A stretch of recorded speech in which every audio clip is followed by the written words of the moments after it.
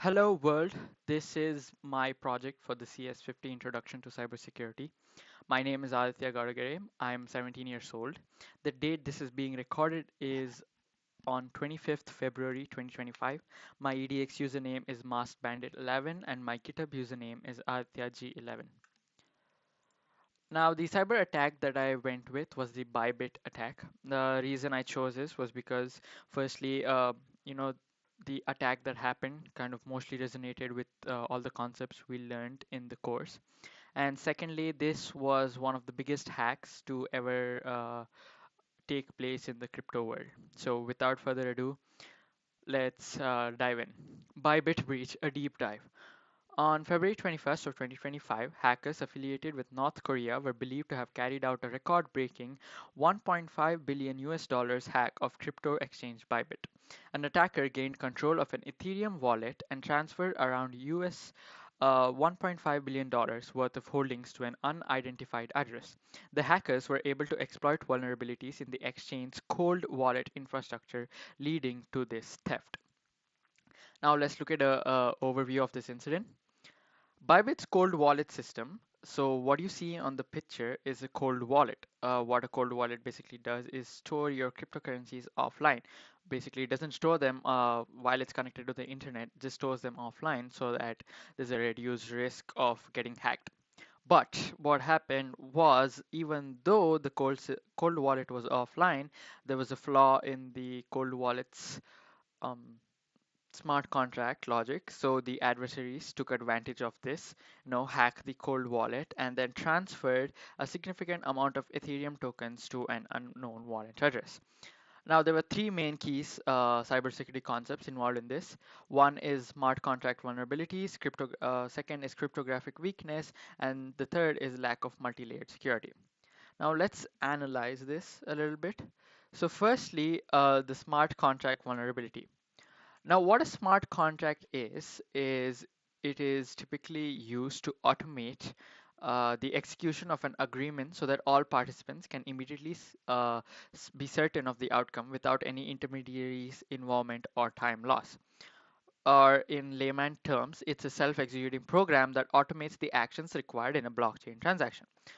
So in the Bybit's smart contract logic, there was a flaw in it, so the adversaries took advantage of this. Smart contracts are a cornerstone of decentralized finance and cryptocurrency exchanges, automating the execution of transactions when certain conditions are met.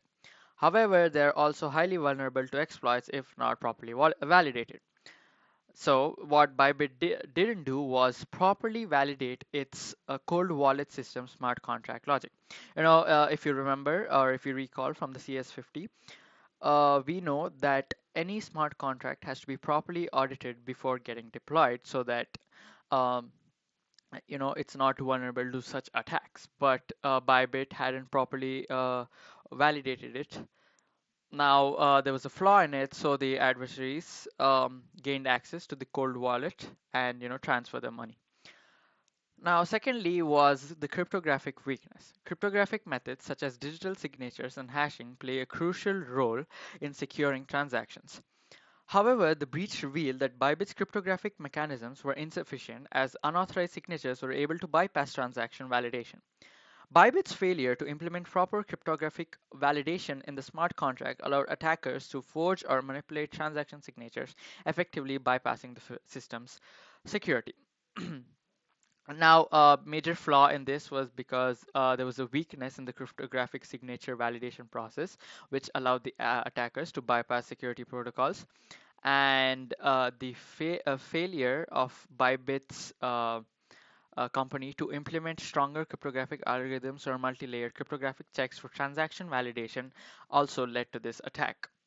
If you remember from the lesson of asymmetric encryption and hash function, you would know that they emphasize that public key encryption and secure hashing are essential for ensuring transaction integrity. Now, thirdly, let's go on to lack of multi-layered security. Bybit's cold wallet system appears to have lacked the necessary layers of defense, such as multi-signature approval, which would have prevented a single compromised signature from granting unauthorized access to funds. But Bybit's cold wallet system, which should have been a highly secure environment, was vulnerable due to the reliance on a single access point. So you can see that is the flaw right there. It didn't have multi layers, but it only had one single access point.